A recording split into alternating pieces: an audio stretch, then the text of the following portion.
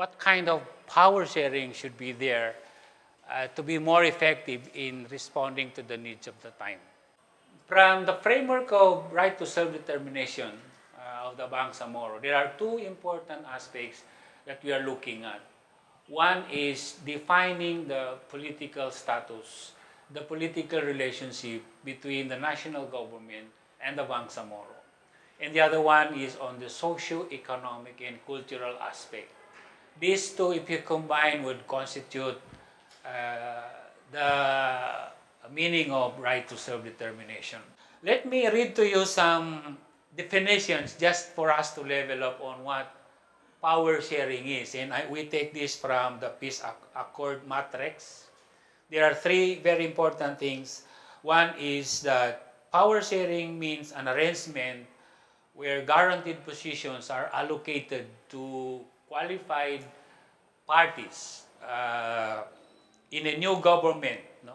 So, in the case of the MNLA, for instance, there were provisions that will appoint ambassadors or people to the COMELEC on a cabinet level or even above. Number two is that power sharing means a specific quota. I like the term.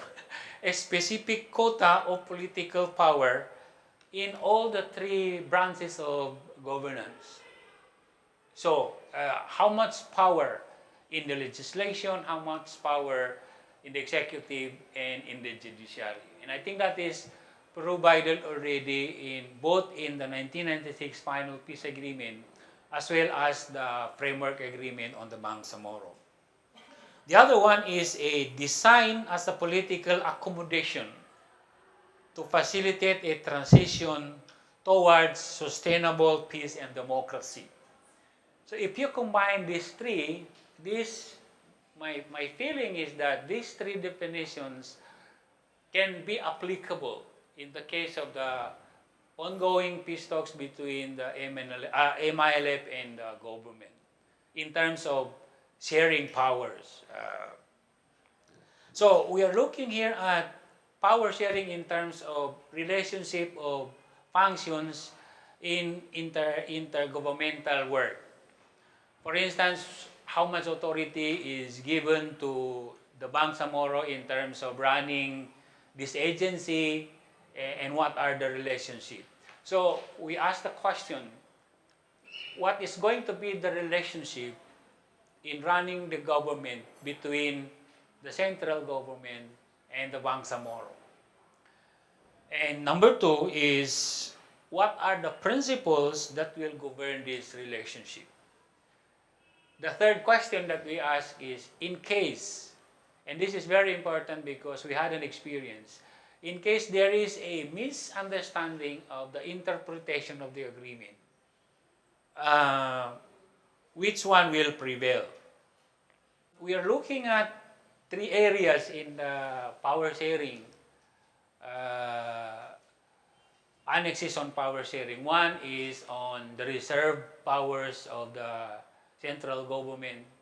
The other one is exclusive powers for the Bangsamoro, and the other one is a shared power or the concurrent powers.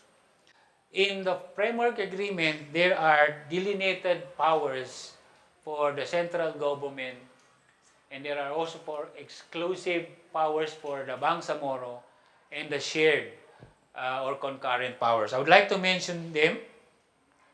One is for reserve powers for the national government, defense and external security, foreign policy, common market and global trade, coinage and monetary policy. This one, some of my friends Maranaos would question this because during the time of Marcos, we had shortage of money and they were making money in Tugaya and the government warned them. So it's not good. So I hope they will not be warned again to make their money. Citizenship and naturalization, postal services, and other powers that may be agreed upon by the parties. For exclusive powers for the Bangsamoro, I read this accreditation of halal certifying bodies in the Bangsamoro, a justice system in the Bangsamoro, which includes the Sharia justice system, and measures to improve the workings of local civil courts. I think this is an improvement of the 1996 Final Peace Agreement. An alternative dispute resolution system. And the big asterisks, customary rights and traditions of the IPs shall be considered in the formation of the justice system. And here when they talk of the Sharia system, they are referring to a system that will only apply to the Muslims.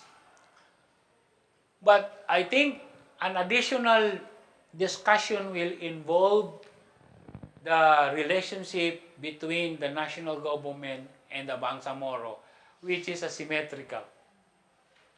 And considering the new structure in ministerial form, there are a lot of things that they have to discuss still. There's one very important value that is attached to power sharing, and that is mutual trust. For me, mutual trust should be the guiding principle, especially if we aim at unity and reconciliation. Meaning, how much trust the government have with the Bangsamoro. And therefore, to me, it is very important that the government, as well as the Bangsamoro and other stakeholders, will not only look into resolving the so-called Bangsamoro question.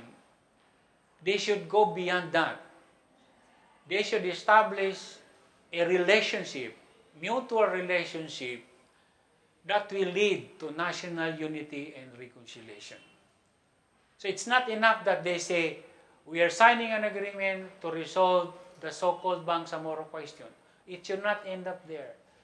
It should continue by saying we are signing this agreement because we want to forge national unity and reconciliation. Why is this important? Because you see what happened to the arm. The final peace agreement of 1996. After signing the arm, the government did not pay much attention to the arm. And they will tell you they are autonomous. So what else? Okay? And so they did not provide enough support. But they made the arm as a bastion of winning a national election for administration candidate. So this is one thing that I think a lesson that we can learn from the experience. If the present government would neglect the arm or the Bangsamoro after signing an agreement, then I think we will not reach that level of national unity and reconciliation. So this is one area that I consider in the power sharing agreement. In other words, in the bargaining, it should not be a case of we will only give you this, and we will have this, and then send it's finished. No, that is why the power that should be granted to the Bangsamoro should be adequate enough to address the present situation. And we have a situation that is, I think all of you can imagine. Why are things like the Zamboanga siege happening? Why are the attacks in North Cotabato by other armed groups? Now, if you give less power to a new political entity, what can it do to this big problem? So if it does not solve this big problem, then it will end up like what we had at the moment. I will now talk about how shared power becomes instrumental in laying the foundation for national unity and reconciliation. I say that political authority or power shall be sufficient enough to effect transformation, to correct injustices, and create space for development. Now, let me tell a little bit about the arm. The arm today has 20 billion budget for 2014. 20 B. And 10 billion goes to personnel. 6 billion to MOOE. And what's the rest? In other words, if you look at the 6 billion, it can only do much. If you want to make ARM at par with other regions, you should give more money in the operation rather than the personnel. So, if you don't have that power, because you don't have that resources and you don't have that political authority, what do you expect? This is especially important in a transition period where breaking the culture of social insensitivities, inequalities, and monopoly is most difficult. Actually, the biggest challenge of the Bangsamoro is in not only in the transition, but beyond 2016. Question of monopoly, question of inequalities. These are very structural. How would you be able to resolve that? Much more if you don't have adequate authorities. What can this power be? One is power to draft the basic law. I think this is granted in the framework agreement on the Bangsamoro. Create viable political institution that will ensure clean elections of leaders. Now, this is a big challenge because in 2016, we are going to have a national and regional and local elections. And if the kind of elections we have will not change, I think those who have the experience of cheating, who have the money and have the resources, will have the due advantage. And I'm asking the MLF, you should now learn how to cheat if you want to run in the 2016 elections, because this will still be part of the game. It must also include creating economic agencies that will ensure democratic and more equitable distribution of economic opportunities. So this is another challenge. Will the Bangsamoro be given that power to create institutions or reform existing institutions that are not functional? What institutions are not functional? Many local government units are not really functional. Will they be able to change that? Will they be given that authority to maybe create or reform? In what way they can reform local government units so that we will have good delivery of basic services for common goods? It must also include programs that will provide more sustainable development to all. I think the emphasis is to all. It can be true, it can be said that there are developments that are going on. But, kanino? Who benefits in the dividend of development? It's like the question of the MNLF. There are people in the MNLF asking, who benefited in the dividend of peace during the time of the MNLF? The same question can be asked. Who will benefit in the dividend of development in the new Bangsamoro political autonomy? So there has to be a way that development should be for all. In the discussion of power sharing, for me, these values should be taken into consideration. No? It's not just like bargaining in the market or sidewalk. One is happy, the other one is sad, and they don't see each other again. Here, the bargaining should be different. And finally, I think the government should really support the autonomous government towards building that unity and reconciliation. Therefore, I have the feeling that what the government must do is to allow substantial, adequate, and sufficient political authority for the Bangsamoro so that they can work. They can work with national government towards common good.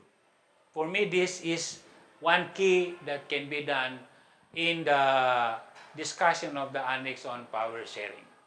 With that note, I would like to thank you for listening to me. Thank you.